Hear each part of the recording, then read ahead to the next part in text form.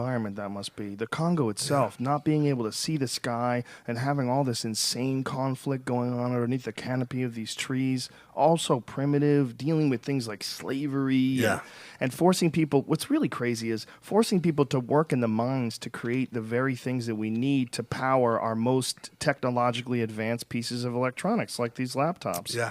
That coltan, right? Yeah, coltan, I think 80 to 90% of it is found in the Congo. So it's only found in 2 places in the world. 80 to 90% of it's the Congo. 100% of it's rebel-owned. There's not a legit mine. And so... That's insane. Yeah, most of it's Pygmy slave mined. 100% of it is rebel-owned. From the Congo, yes. The Democratic Republic of Congo, all of it is rebel-owned. So there is no karma-free cell phones or electronics? No, way. not It's smartphones, impossible. not Macs, not flat-screen TVs. So, I mean, I support it even. I have the Apple products, Yeah. iPad, iPhone, everything. What a bizarre, fascinating sort of statement on humanity that is. Yeah, it's actually pretty crazy, man, because I had some Pygmies come one time and give me some coltan. I didn't know what it was, though, at the time. I didn't know. I knew that there was gold and diamond mines there and that they were slaves in those, but I had no clue what coltan was. And that was after my first trip, but they actually put some coltan in my hands, and I was holding it, and they were really excited to give it to me. You know, this is why they're slaves. And so they thought I'd be ecstatic. And so I'm having to ask my translator, like, what is this stuff they're handing me? I didn't know if it was like rough diamonds or if deep inside there was gold or what it was, but it was coltan. What does it look like? It's like this black, dark mineral. It's almost, some of it almost looks like a crystal, or I don't know if you can throw Like up a coal? picture. Almost like coal. Yeah, almost like coal. It's long and jaggedy. It's kind of I don't know. You know those like crystals that you used to be able to buy, like that are long like that. It'd be a black one of those almost, and sometimes it has more of a coal, like charcoal kind of feature to it, and it's heavy, but it's a great conduit for electricity, and that's why we're using it in all our smartphones and everything, and that's why they're slaves. But I wasn't excited about it, and I didn't know what it was, but for them, you know, think how crazy that is. That's why they're slaves. Yeah. And I don't even know what it is. Yeah. And they're just ecstatic to give it to me. Meanwhile, it's a huge source. I mean, you need it all over the world. Yeah. And most people are completely ignorant as to what it is, and especially where it comes from. Right. Yeah, it's very bizarre. Like, I had explained that to someone when they were talking about how much better it is to have an electric car. And I'm like, do you understand that car is filled with conflict minerals? Yeah. Like, it's not that simple. It's not as simple as, like, you're good and the guy with the gas guzzler is bad. Like, no, there's a lot of fuckery in creation of your car.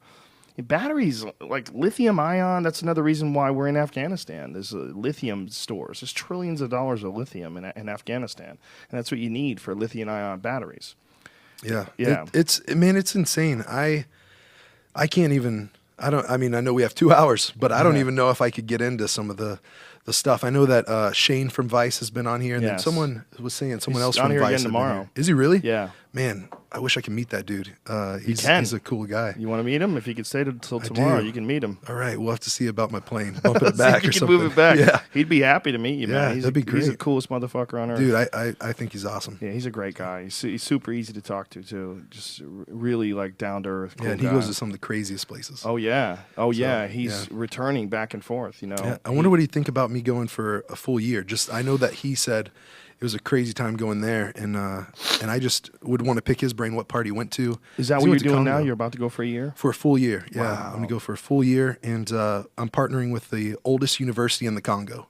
And they have been working on this project for 7 years. And we kind of just linked up together to where our visions just are kind of the same. We want to free these people and give them a sustainable ways of life. So one of my best friends now was born and raised in the Congo, was educated, got his doctorates in Australia, but then he came back to the Congo, and he's the dean of the School of Community Development. So he teaches them different ways of agriculture, water wells, all these kinds of things. So he's actually setting them free.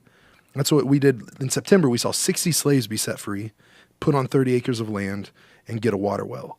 Now it's doubled. Now, since I've been back here, it's been 120 slaves set free, men, women, and children, put on 60 acres of land. And then now, we're wanting to find a way. We think that me going there for a year, and if we were able to fundraise $50,000, so if we could find 1,000 people at $50, 1,000 people at $50, that's 1,000 slaves freedom. And it's a nuts amount of stuff that would do. How many people are slaves right now there?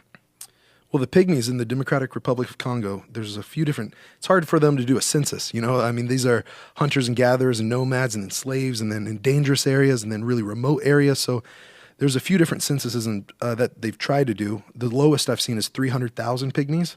And then another I've seen is 600,000. And Pygmy actually literally translated means elbow height. So, I mean, they're smaller than everybody else. It's almost like they're just the worst bullying victims that have ever been. Wow. So the average men's height is 4'7".